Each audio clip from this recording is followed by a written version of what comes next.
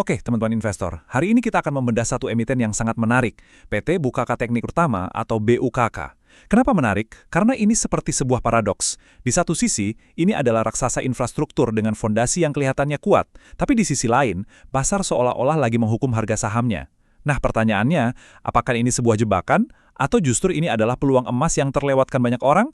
Mari kita cari tahu sama-sama.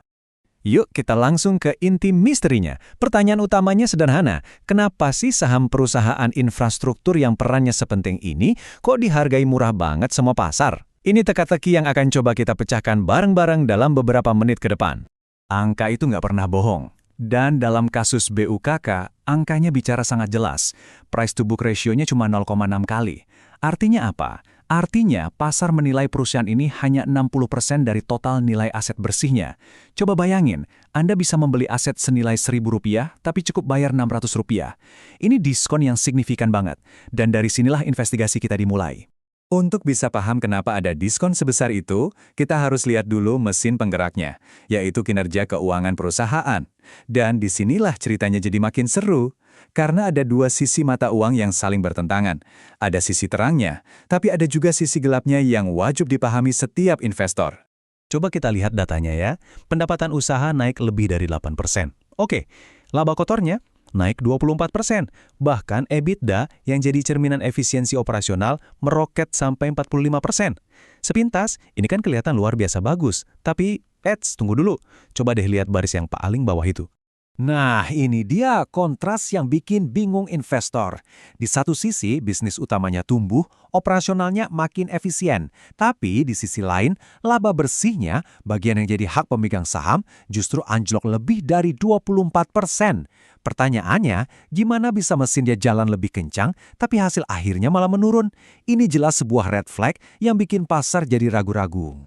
Penurunan laba bersih tadi membawa kita langsung ke faktor terbesar yang jadi pemberat saham BUKK.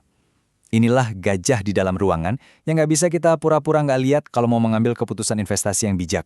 Jadi perusahaan ini sedang dibayangi oleh ketidakpastian hukum. Ada kasus korupsi tol MBZ yang menyeret nama mantan direkturnya sebagai tersangka. Nah, resiko hukum semacam ini adalah hal yang paling dibenci oleh pasar. Kenapa? Karena dampaknya sulit diprediksi dan sulit diukur secara angka. Tapi, di tengah awan gelap ini, ada secercah cahaya yang menarik. BUK ternyata masih berhasil mengamankan kontrak baru senilai Rp2,2 triliun. Poin pentingnya di sini adalah, ini bisa jadi indikasi bahwa secara operasional, bisnisnya tetap jalan terus, dan kepercayaan dari para klien tampaknya masih terjaga. Oke, kita udah paham risikonya apa. Sekarang, mari kita balik koinnya, dan kita lihat sisi sebaliknya. Potensi apa yang mungkin sedang dilewatkan oleh pasar saat ini? Petunjuk pertama dari nilai tersembunyinya ada di sini, di price to earnings ratio atau PE.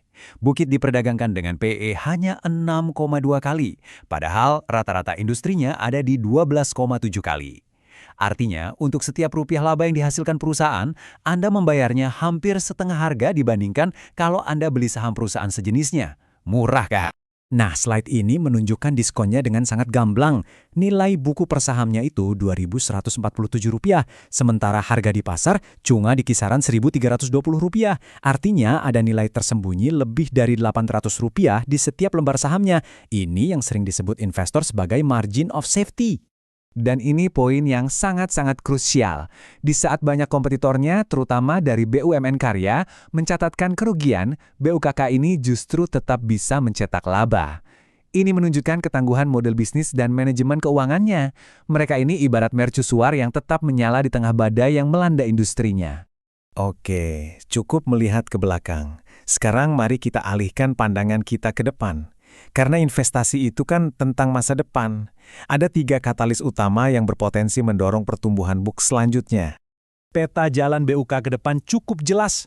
Pertama, komersialisasi smelter yang akan memproduksi nikel hijau.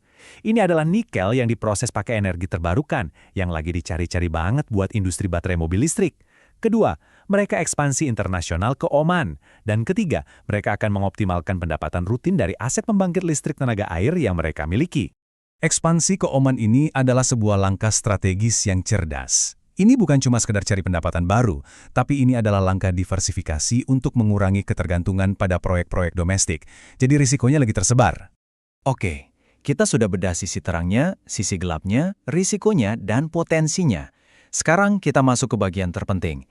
Jadi, apa artinya semua ini buat Anda sebagai seorang investor? Mari kita rangkum jadi sebuah panduan strategis yang bisa Anda pakai. Inti dari analisis kita hari ini bisa diringkas jadi 3 hal. Pertama, kekuatan finansialnya sudah terbukti tahan banting. Kedua, valuasi asetnya itu murah banget, bahkan ada tambahan surplus dari revaluasi aset sebesar 1,15 triliun rupiah yang makin memperkuat nilai bukunya. Dan yang ketiga, visinya sangat relevan dengan ekonomi masa depan, energi hijau, dan mineral kritis. Nah, profil BUKK yang unik ini membuka 2 strategi investasi yang berbeda. Buat investor institusi yang punya horizon jangka panjang, ini adalah kesempatan emas untuk mengakumulasi aset berkualitas dengan harga diskon. Sementara buat kita, investor retail, mungkin pendekatannya bisa lebih taktis. Perhatikan likuiditasnya, jangan masuk sekaligus, dan pertimbangkan untuk masuk secara bertahap, mungkin di sekitar level support psikologis 1.200. Pada akhirnya, nasib valuasi BUKK ini bergantung pada 2 hal, eksekusi dan resolusi. Pertanyaannya sekarang, mampukah manajemen mengeksekusi rencana smelternya dengan baik dan menyelesaikan masalah hukum yang ada? Jawaban atas pertanyaan itulah yang akan menentukan apakah BUKK akan tetap menjadi raksasa yang terluka atau justru akan bangkit sebagai peluang emas yang selama ini tersembunyi.